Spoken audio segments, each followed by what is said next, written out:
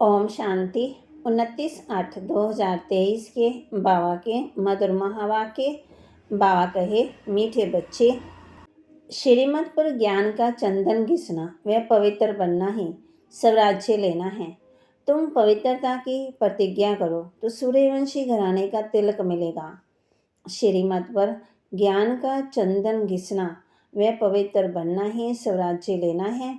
तुम पवित्रता की प्रतिज्ञा करो तो सूर्यवंशी घराने का तिलक मिलेगा। प्रश्न, तुम बच्चों को राखी कौन बांधता है, तिलक कौन देता है और मुख मीठा कराने की रस्म क्यों है? तुम बच्चों को राखी कौन बांधता है, तिलक कौन देता है और मुख मीठा कराने की रस्म क्यों है? उत्तर, तुम्हें बड़ी मम्मी बड़ी माँ राखी बांधती है, पवित्र बनाती है। जब तुम पवित्र बनने की प्रतिज्ञा कर लेते हो तो बाप स्वराज्य का टीका देते हैं। मुख मीठा कराना अर्थात सर्व वरदान दे देना।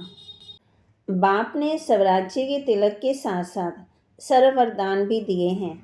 इसी की रस्म यादगार में चली आई है। गीत, इधर मोहब्बत उधर जमाना।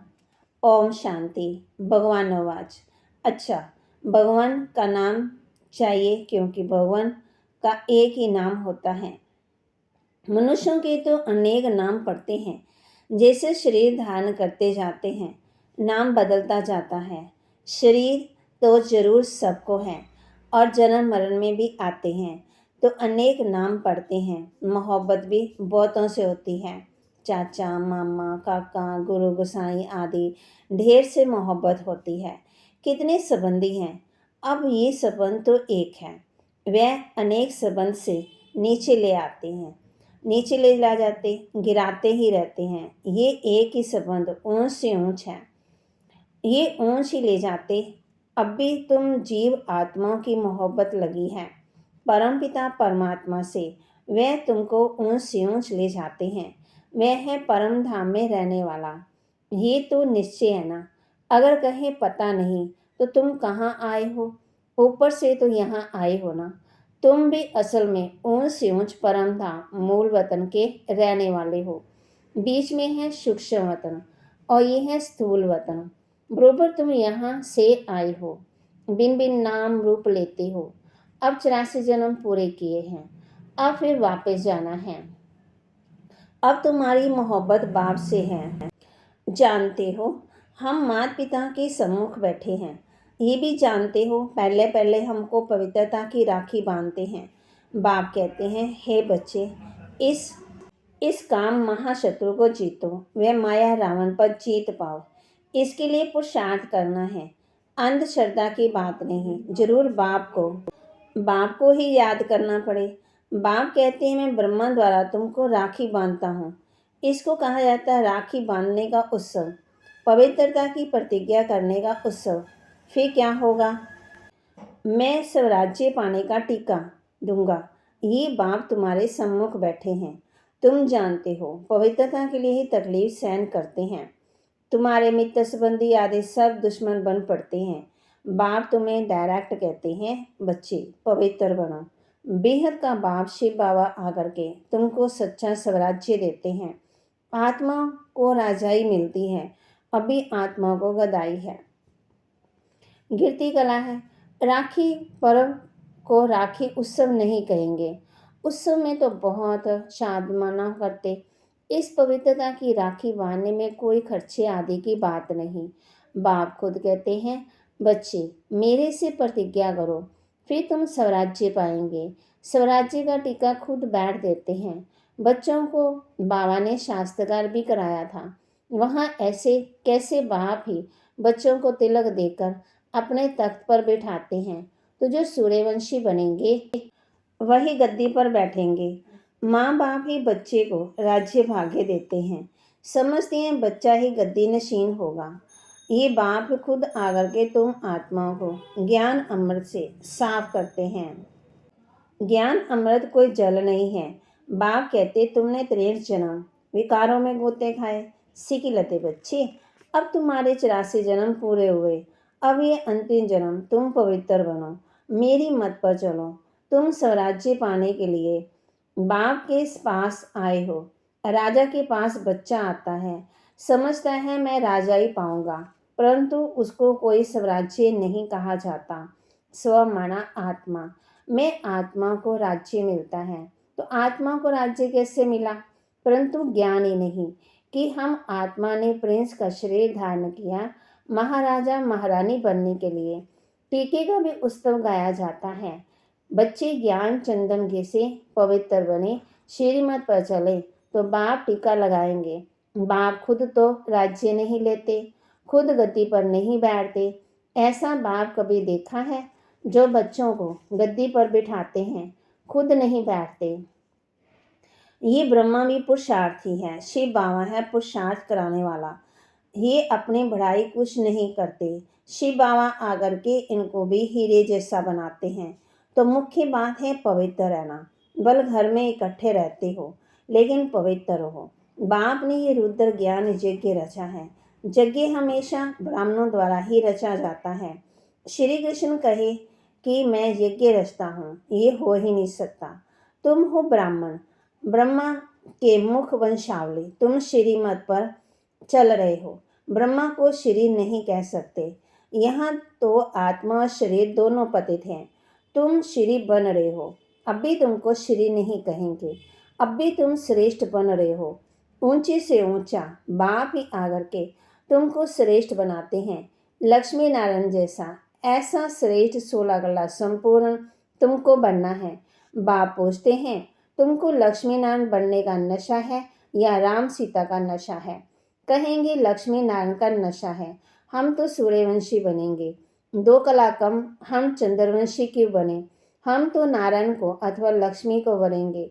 तुम्हारे मम्मा और बाबा भी सूर्यवंशी बनेंगे। जगत अम्बा और जगत पिता दोनों सूर्यवंशी बनते हैं। तो तुम उनके बच्चे जो मम्मा बाबा कहते हो, तुमको भी पुरुषार्थ करना चाहिए। बाबा टीका भी लगाते हैं और मुख भी मीठा कराते हैं, अर्थात तुमको वरदान देते हैं। विजय का टीका लगाकर वरदान देते हैं कि तुम सदा ऐसा स्वराज्य पाएंगे तथा राजा रानी तथा प्रजा राज्य भाग्य भोगते हैं। परम पिता परमात्मा द्वारा एक ही बार राज्य स्थापन होता है। ये है ऑलमाइटी अथॉरिटी राज्य। वाइसलेस दुनिया भी गाई हुई है। सर्वगुण संपन्न 16 कला संपूर्ण मर्यादा पुरुषोत्तम देवताएं कभी भी हिंसा नहीं करते हैं। 3 जन्म तो तुम 1-2 से बाप कहते विकार में गए। अमर लोक में ये विकार होते ही नहीं, ये काम होता ही नहीं है। तुम पतित होते होते तमो प्रधान बन गए हो। बाबा हम बच्चों को याद दिलाते, अभी तुम बच्चे समझते हो। बरोबर बाप स्वर्ग की स्थापना करते हैं, भारत में ही जन्म लेते हैं। बाप ने वैकुंठ की सौगात लाई है। आधा गलप रड़ियाँ मारी, ओ गॉड फादर रहम करो, मेहर करो। भक्ति मान में गाते हैं ना, सत्युग में थोड़ी कहेंगे। वहाँ तो नहीं पुकारेंगे ना, ओ गॉड फादर रहम करो, मेहर करो। भक्ति मार्ग में गाते हैं, वहाँ तो सदा सुख ही सुख है। सतयुग में दुख में सिमरन सब करें, सुख में करे ना कोई। अनेक प्रकार के दुख होते हैं। दिवाला निकलता है तो कितना दुख होता, बीमारी आदि होती तो दुख होता। स्वर्ग में दुख का नाम निशान नहीं है। बाप आकर के तुम बच्चों को राज्य भाग्य का टीका देते हैं। ये है दुख दाम, वह है सुख दाम। शांति धाम में तो आत्मा कुछ बोलती नहीं है, यहाँ फिर टॉकी बनती है। तुम्हारा सधर्म ही है शांति। अभी तुमको सुख शांति का स्वराज्य मिलता है, तो बाप का बच्चा बनकर उनकी श्रीमत पर चलना चाहिए। पढ़ाई के समय सारा अटेंशन पढ़ाई पर देना होता है। पढ़ाई के समय और व्यर्थ बातों का वर्णन नहीं चलता। अगर कोई उल्टा सुल्टा बोलते हैं तो कहेंगे अटेंशन प्लीज। तो बाप बच्चों को कहते हैं तुम्हारी बुद्धि भटकनी नहीं चाहिए। बाहर धक्के खाने वाले के ख्यालात तो इधर उधर दौड़ते रहेंगे, समझेंगे कि कहाँ छुट्टी हो तो घर जाएं। अब तुम बच्चों को पढ़ना और पढ़ाना है। ब्राह्मणों का धंधा ही है गीता सुनाना। वे ब्राह्मण भी गीता सुनाते हैं, शरीर निर्वाह भी करते हैं। तुमको भी ऐसे कहा जाता। गृहस्थ वार में कमल फूल समान पवित्र रहना है, प्रतिज्ञा करनी है। ये अंतिम जन्म पवित्र रहेंगे। ये अपवित्र दुनिया विनाश होनी है, विनाश की तैयारी भी देख रहे हैं। होलिका जलेगी। वास्तव में ये सब उत्सव इस समय के हैं। बाप तुमको तिलक देते हैं। तुम्हारी बुद्धि कहती है बाबा हमको सतयुग का, विश्व का मालिक बनाने के लिए पढ़ाते हैं, अथवा स्वराज्य का तुम तिलक पाते हो। बाप ही तिलक देते हैं। यहाँ तो तुम सम्मुख बैठे हो। राज्य भाग्य वह लेंगे जो पवित्र रहेंगे। राखी का उत्सव बड़ा भारी है। कहते हैं बहन भाई को टीका लगाकर राखी बांधती है, तो बहनें तुम भाइयों को तिलक लगाएगी, राखी बांधेंगी और मुख मीठा कराएगी। ये उत्सव कहाँ से शुरू हुआ? संगम से, जबकि परमपिता परमात्मा पवित्र रहने की प्रतिज्ञा कराते हैं। शिवरात्रि का भी उत्सव है, फिर राखी का भी उत्सव, फिर दशहरा, फिर दीपावली उत्सव, नवरात्रे, फिर ये सब। तुमको तो खुशी होती है ना। दशहरा अर्थात विनाश के बाद फिर दीपावली आएगी, घर घर स्वर्ग होगा। तुम शिव बाबा की, ब्रह्मा विष्णु शंकर की, लक्ष्मी नारायण, राम सीता आदि सब की जीवन कहानी बता सकते हैं। सारे चक्र को तुम जानते हो, बाकी 8-10 भुजा तो कोई को हो ही नहीं सकते। मनुष्यों ने तो कितने चित्र बैठ बनाए। इसको कहा जाता waste of time, waste of money, waste of energy. अबे तुम जानते हो हम आए हैं स्वराज्य का वर्षा पाने। हम श्रीमत पर क्यों नहीं चलेंगे? जैसे माता पिता चल रहे हैं ना, ये तो समझने की बात है। बाप है मनुष्य सृष्टि का रचयिता, बेहद का बाप है ना। कितने बच्चे अडॉप्ट करते हैं? प्रजापिता है ना, वह लौकिक बाप तो करके 1-2 बच्चे गोद में लेते हैं, उनको प्रजापिता तो नहीं कहेंगे।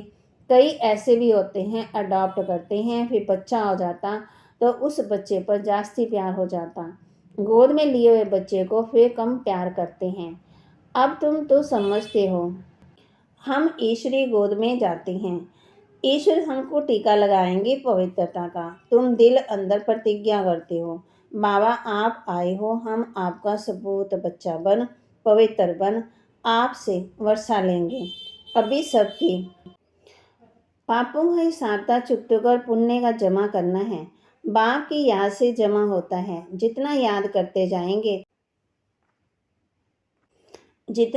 करते जाएंगे और अविनाशी ज्ञान रत्नों का दान करते जाएंगे तो खाता जमा होगा। जितना सर्विस करेंगे उतना जमा होगा। जमा होते होते राजधानी बन जाएगी। 8 है मुख्य रत्न। 8 रत्न का जेवर भी बनाते हैं। देवियों के साथ देवियां देवताएं भी होंगे, परंतु मेजॉरिटी माताओं की होने के कारण अधिकतर देवियों की पूजा होती है। अच्छा, राखी कौन बांधते हैं? शिव बाबा खुद तुम्हारे सम्मुख बैठे हैं, तो शिव बाबा राखी भी बांधेंगे, तिलक भी देंगे, मुख भी मीठा कराएंगे। इसका मतलब तुम भविष्य में सदा सुखी रहेंगे। तुम फिर बाबा को सौगात देते हो। क्या सौगात देते हो? अपना सब कुछ। तो बाबा कहते हैं मैं फिर तुमको 21 जन्मों का वर्षा देता हूँ। लेन देन का हिसाब है ना।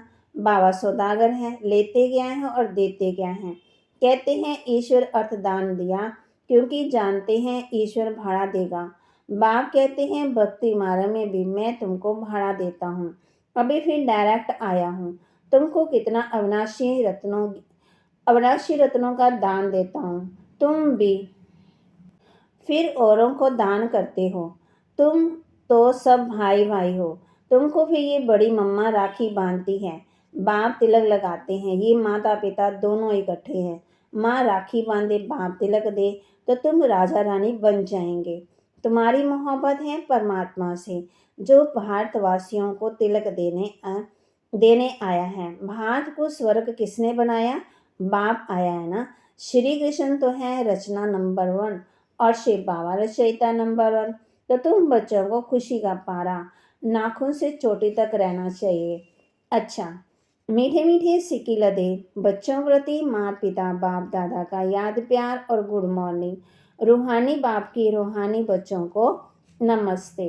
रूहानी बच्चों की रूहानी बाप दादा को दिलवा जान सिकवा प्रेम से नमस्ते। धारणा के लिए मुख्य सार, दिल की मोहब्बत एक बाप से रखनी है, देहधारियों से नहीं, क्योंकि सहसंबंधी एक बाप है। दिल की मोहब्बत एक बाप से रखनी है, देहधारियों से नहीं, क्योंकि सहसंबंधी एक बाप है। पढ़ाई के समय अपना फुल अटेंशन पढ़ाई में देना है। व्यर्थ बातों का वर्णन चिंतन नहीं करना है। बुद्धि को भटकाना नहीं है। पढ़ाई के समय बाबा कहते अपना फुल अटेंशन पढ़ाई में देना है। व्यर्थ बातों का वर्णन चिंतन नहीं करना है। बुद्धि को भटकाना नहीं है।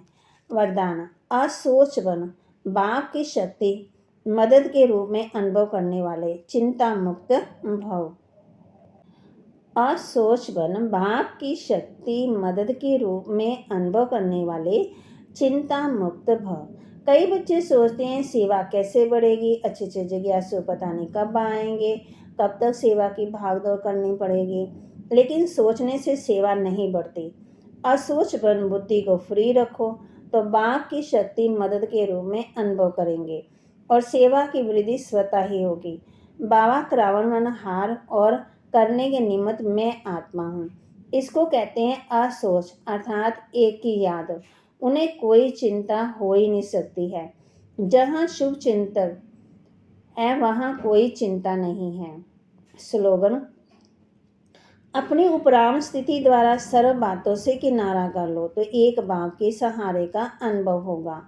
अपनी उपराम स्थिति द्वारा सर्व बातों से किनारा कर लो तो एक बाप के सहारे का अनुभव होगा। तो आज हम किस बात का ध्यान रखेंगे? सारी चिंता किसको देनी है? बाप को। तो बाबा कहते दिल की मोहब्बत एक बाप से रखनी है, बुद्धि को भटकाना नहीं है और पढ़ाई पर फुल अटेंशन देना है और व्यर्थ बातों का चिंतन नहीं करना है। ओम शांति।